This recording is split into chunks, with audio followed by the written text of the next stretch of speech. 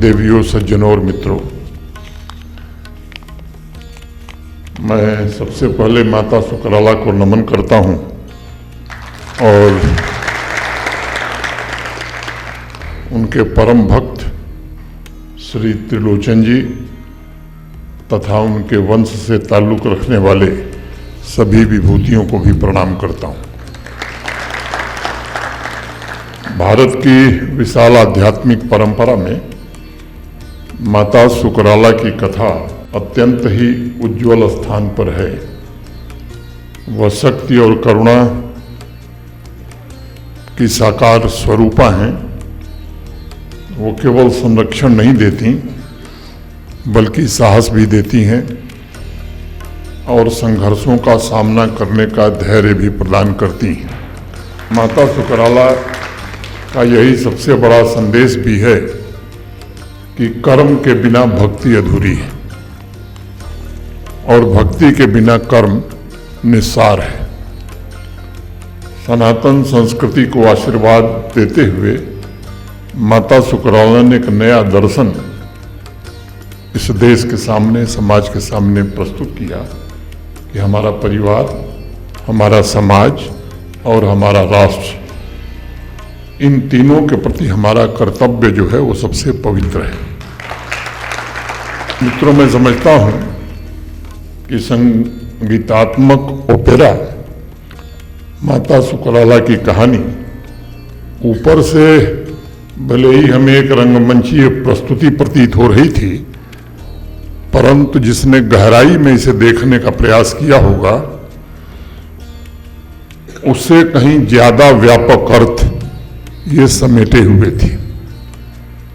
ये हमारी जड़ों और हमारी आकांक्षाओं के बीच का एक संवाद है और हमें उस भारतवर्ष के प्रति दायित्वों की याद दिलाता है जो हमें हमारे पूर्वजों ने विरासत में दिया है और उस भारत का लक्ष्य भी सामने रखता है जिस भारत को हमें, आपको, सबको मिलकर गढ़ना है।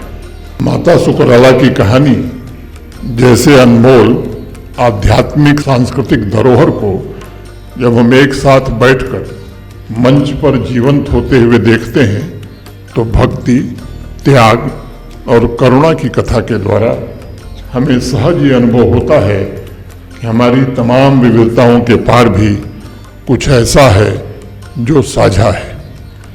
सत्य की तलाश, ईश्वर के प्रति श्रद्धा और इस मातृभूमि के प्रति प्रेम, ये सब हमको जोड़ता है और यह साझी विरासत और माता सुकराला का आशीर्वाद हमें राष्ट्र निर्माण के लिए प्रेरित करता है। हमें कॉलेज में इंजीनियरिंग की डिग्रियां देनी हैं, साथ ही भक्ति परंपरा से भी हमें लोगों को परिचित कराना है। हमने उन्हें महत्वाकांक्षा भी देनी है, साथ ही उन नौजवानों को संस्कार भी देना है। लेकिन आज एक बड़ी चुनौती हमारे सामने है जिसे मैं आपसे साझा करना चाहता हूं। ये सच है कि आज हमारी युवा पीढ़ी अत्यंत प्रतिभाशाली है और महत्वाकांक्षी भी है। टैलेंट की दृष्टि से देखा जाए तो टेक्नोलॉजिकल एडवांसमेंट, ग्लोबल मुद्दों पर उनकी पकड़ बड़ी मजबूत है। उनमें वो क्षमता है जो सचमुच दुनिया को बदल सकती है, लेकिन वो अपनी जड़ों से कहीं न कहीं दूर हो रहे हैं। इस बात को हमें हमेशा ध्यान रखने की आवश्यकता है कि जड़ों के बिना मानव क्षमता अपनी असली शक्ति खो देती है और इसलिए युवा पीढ़ी को उतनी ही शिद्दत से अपनी जड़ों से कैसे जोड़ा जाए, ये हमारी चुनौती है और अपने स्रोत को उन्हें कैसे बताया जाए, इसमें मुझे लगता है कि आज का प्रयास बहुत ही सार्थक है। मैं इन सभी साथियों को हृदय से साधुवाद भी देता हूं। अगर जम्मू कश्मीर का युवा अपने आधार से जुड़कर भविष्य का मार्ग तय करेंगे तो दुनिया की कोई भी ताकत उन्हें राष्ट्र निर्माण में योगदान देने से रोक नहीं पाएगी।